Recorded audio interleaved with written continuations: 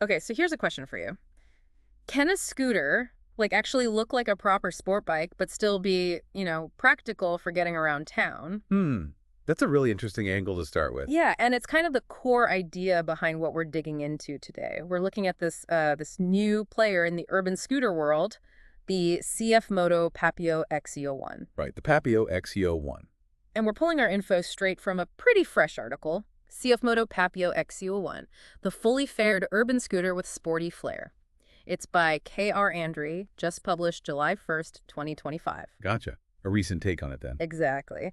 So our goal here is, well, to pull out the really key stuff, the important bits about this scooter, give you the shortcut on what makes it maybe a bit different, maybe a breath of fresh air for city riding. Okay. So diving in, what's the first thing that really grabs you about this Papio XC01 from the article? Well, what jumps out immediately is how the article frames its whole identity. It's not just another scooter. Right. They're saying CF Moto's trying to, shift the definition a bit.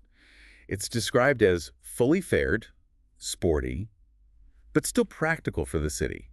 It mixes sleek looks, aerodynamics, with being compact and having some decent engineering behind it. So it's trying to hit that sweet spot, functionality and head-turning looks. Exactly. It suggests they're aiming for a unique niche, Yeah. maybe challenging that old idea that you have to pick one or the other, style or convenience. Okay, that makes sense. And, the article really hammers this point about the fully fared bodywork, calls it a rarity in the small displacement scooter segment. Why is that such a big deal? What does it actually mean for the rider day to day? Right. That's a key point. If you think about it, that fairing, it's doing more than just looking cool. Mm. But yeah, it definitely gives it that sporty vibe, makes it look a bit like those bigger sport bikes, which is going to get attention. But there are real practical upsides. Like what? Well, it cuts down on wind resistance. That means potentially better fuel efficiency, which everyone wants, right? Oh, yeah, definitely. And better stability, especially if you find yourself in a slightly faster road. Plus, you get more protection from wind, maybe light rain. Yeah. It just makes the commute, well, a bit more comfortable. Mm. So it's that blend of form and function that really makes it stand out in this category. Okay, that does sound pretty good. Better efficiency, more protection. But playing devil's advocate for a second, does a full fairing maybe cause issues in the city? Like, is it harder to squeeze through tight gaps? Yeah. Or maybe more expensive if you have a little tip over? That's a totally valid concern. And yeah, sometimes fairings can add a bit of width, Right. but the article seems to stress that the Papio XUG1 is still designed to be compact and light. So it sounds like CF Moto worked to integrate the fairing without really hurting its city agility. Okay. Now, the repair cost thing? Yeah. Yeah, you're right. Fixing plastic fairings after a drop can definitely cost more than, say, a scratched handlebar on a naked bike. That's kind of the trade-off you make for the style and the wind protection. Makes sense. A trade-off some people would probably be fine with. Probably, yeah. All right, so we've got the looks, the aerodynamics, the protection. What's actually making this thing move? Let's talk engine and performance.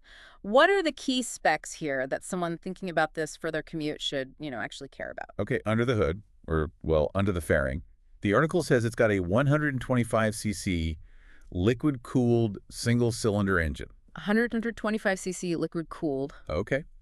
And it puts out about 9.5 horsepower, around 8,000 RPM, and roughly 6.3 pound-feet of torque. 9.5 horsepower. That doesn't sound like a huge number. It's not huge, no, but the insight here is that it's really optimized for urban riding.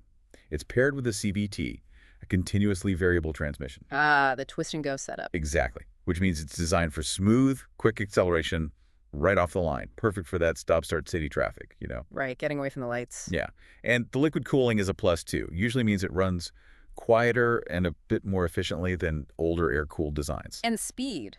Can it handle more than just city streets? The article mentions a top speed around 62 miles per hour or 100 kilometers per hour. So, yeah, definitely capable for city roads. And you could probably manage short stretches on faster roads or highways if you needed to. Plus, that efficiency means you're not constantly thinking about the next fuel stop. Okay, 62 mile per hour top speed, decent efficiency. That sounds pretty usable. Yeah. Now, city riding's all about being nimble, right? How does the Papio X1's design make sure it can handle tight spots and is easy for different kinds of riders? Yeah, agility is crucial. And looking at the details, it seems built for it. It weighs about 242 pounds, which is pretty light. Oh, wow. And it has a steel underbone frame. The whole package is designed to be easy to flick through traffic, make tight turns. And accessible, too. Definitely. The seat height is low, around 30 inches. That's a big confidence booster. It means most riders, even beginners or shorter folks, can likely get their feet down flat at stops. That's huge for city confidence. Totally. And its overall small size just means finding parking, squeezing through gaps. It should be pretty easy. Seems really tailored for urban life. Okay, so it's light, it's nimble, it's accessible.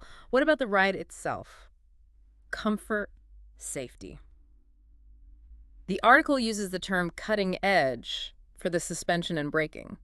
Is that accurate for a scooter like this in 2025?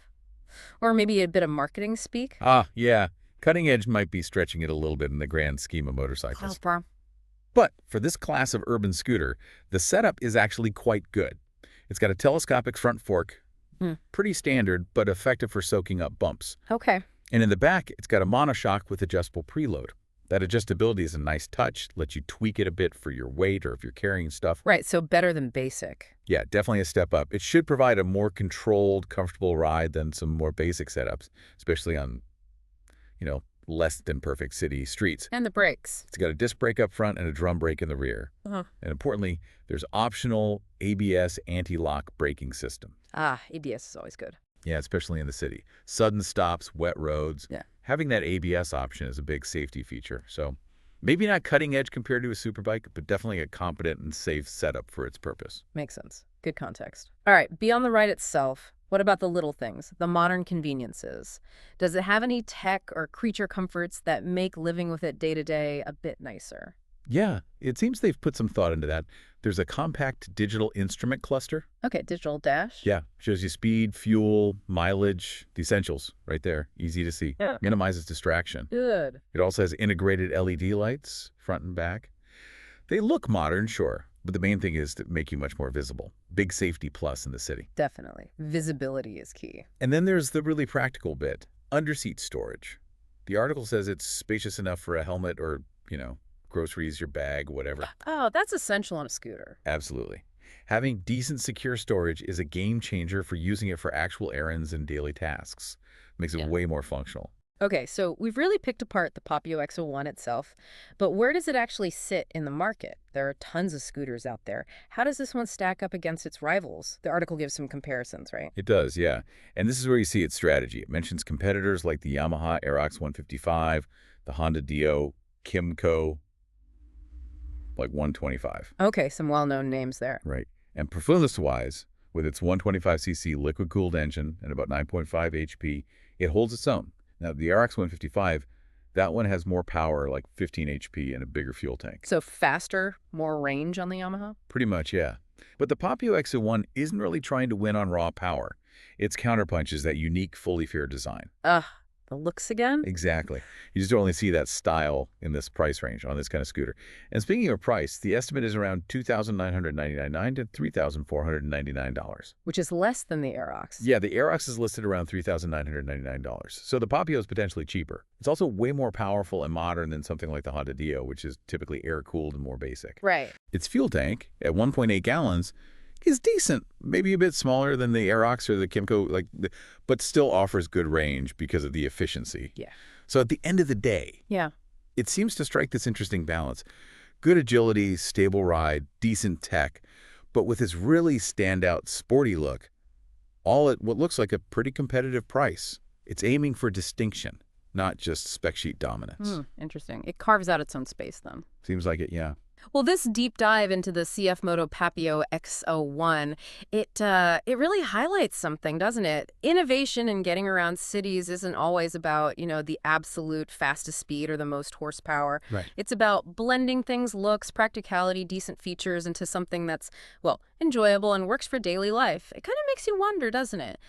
As our cities keep changing, how is that line between a sport bike and a practical commuter going to keep blurring? What other weird, cool, unexpected forms might city transport take next?